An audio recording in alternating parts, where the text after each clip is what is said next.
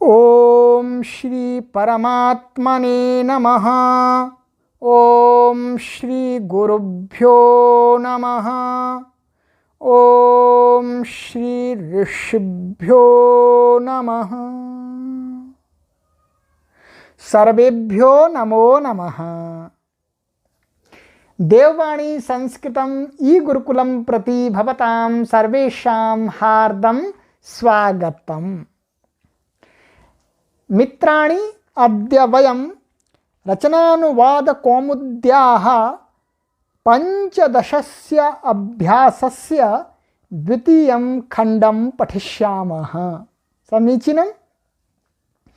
गत कक्षा में मैंने आपको शब्दकोश पढ़ाया था 15वें अभ्यास का, और इदम और अदस के स्त्रीलिंग के रूप भी आपको स्मरण कराए थे। उनको आपने स्मरण कर लिया होगा। उसके बाद में गर्जती, शयती, भरती, सरती, वयती इन धातुओं के रूप भी आपने जितने भी लकारों में बन सकते थे आपसे उतने बना लिए होंगे। बस उनसे ही कार्य चल जाएगा। उसके अतिरिक्त कुछ नियम थे, उन नियमों को भी हमने पढ़ा था। और अंत में संधि सूत्र था अकः सवर्णे दीर्घः, वह भी हमने बोर्ड पर लिख करके आपको सरल ढंग से समझा दिया था। आइए अब हम उदाहरण वाक्यों को पढ़ते हैं। उदाहरण वाक्य 1, बच्चे का सोना, शिशोः शयनम। तो हमने क्या नियम पढ़ा था? हमने नियम पढ़ा था कि कृदंत शब्द के कर्ता अथवा कर्म में षष्ठी विभक्ति हो जाती है। तो यहाँ क्या है? शयनम, ये कृदंत शब्द है और इसका सोने की क्रिया का कर्ता कौन है? शिशु। तो शिशु में क्या हो गई? षष्ठी। सरल है, कोई परेशानी नहीं है। 2, पुस्तकस्य पठनम। तो यहाँ पर पठनम ये कृदंत है और इसका कर्म क्या है? पुस्तक। तो यहाँ कृदंत के कर्म में षष्ठी हो गई। तो दोनों का उदाहरण दिखला दिया इन्होंने, कर्ता का भी और कर्म का भी। 3, धनस्य दानम। तो ये यहाँ धन कर्म है, दानम कृदंत शब्द है, तो यहाँ पर भी षष्ठी हो गई। 4, भोजनस्य कृते। तो कृते के साथ षष्ठी बताई थी तो षष्ठी लग गई, भोजन के लिए। 5, गृहस्य मध्ये अंतः अंतरेवा। घर, गृहस्य मध्ये माने घर के बीच में, गृहस्य अंतः घर के अंदर माने बीच में, वही बात है, और अंतरे अंदर। 6, अस्याह समक्षम, इसके सामने। तो समक्षम के साथ षष्ठी लगती है तो षष्ठी यहां पर लगा दी।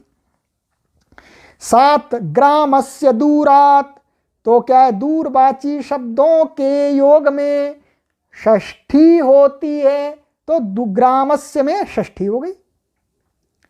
और दूरात में तो 13वें अभ्यास में हमने पढ़ा था कि दूरवाची और निकटवाची शब्दों में पंचमी, तृतीया और द्वितीया होती है, तो यहां पंचमी लग गई है। 8, जनकस्य समीपात पार्श्वात सकाशाद वा। तो जनक के समीप अर्थ से, जमीप से, समीप से। 9, शिष्यस्य आयुष्यम भद्रम कुशलम शम वा भूयात। तो आशीर्वाद अर्थ में कहा था कि जिसको आशीर्वाद दिया जाए जी उसमें षष्ठी विभक्ति हो जाती है। साधु। 10, पठती यम बाला। तो ये संधि कर दिया, माने यह लड़की पढ़ती है। तो अका सवर्ण दीर्घ हो रहा है, पठती प्लस इदम। स्मरतूपदेशम, उपदेश को स्मरण करो, तो यहां पर भी संधि हो रही है। 12, वसती हेयम वाला।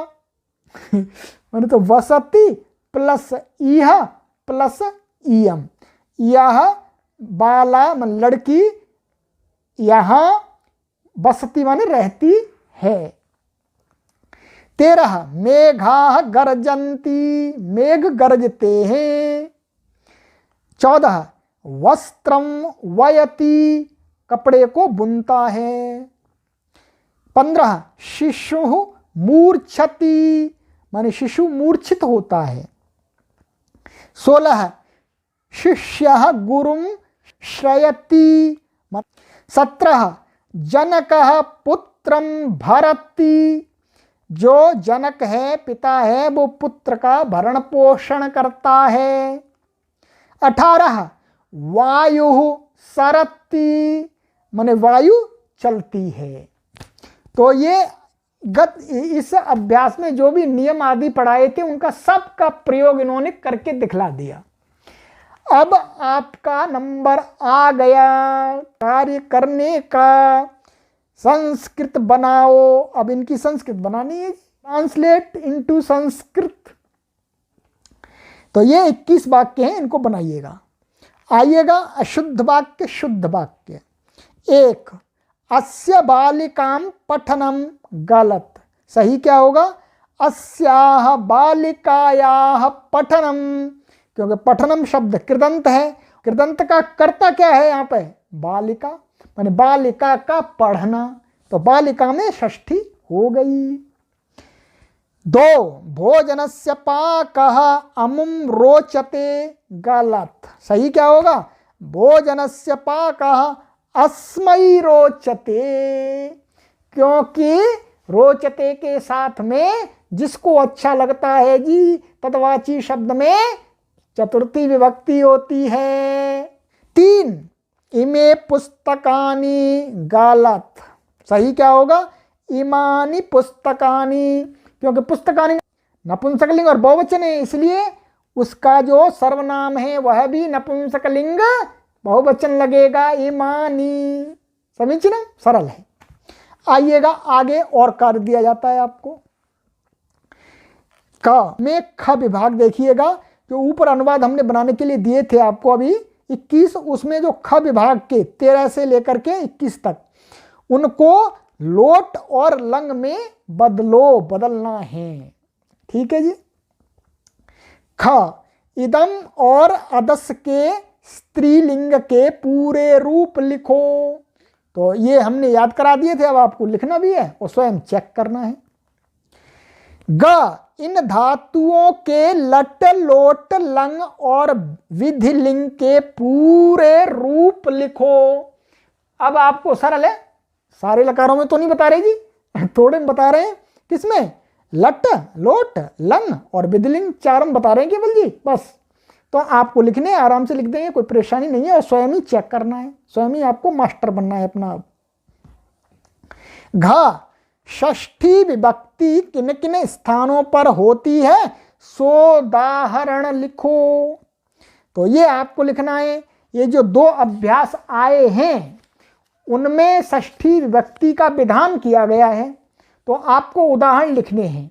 थोड़ा सा हम इन नियमों के साथ में अगली कक्षा में हम आपको कुछ उदाहरण भी बतला देंगे, जिससे आप अपने उदाहरणों का मिलान भी कर सकते हैं।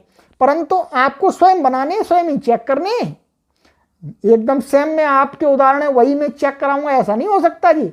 आपने क्या लिखा है मुझे क्या मालूम जी, परंतु नियमों के अनुसार आपको लिखना है।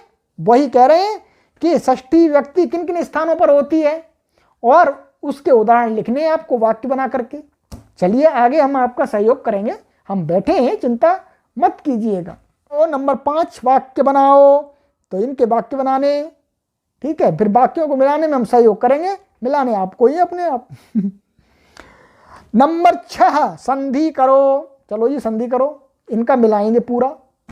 और संधि विच्छेद करो और संधियों को तोड़ो जी, इसको भी मिलाएंगे। तो ये आपका आज अभ्यास कार्य पूर्ण हुआ, गृह कार्य पूर्ण हुआ। अब आपको ये लिखना है, अगली कक्षा में हम आपका कार्य का मिलान कराएंगे। अस्तु अत्रैव विरमामः। सर्वेभ्यो नमो नमः।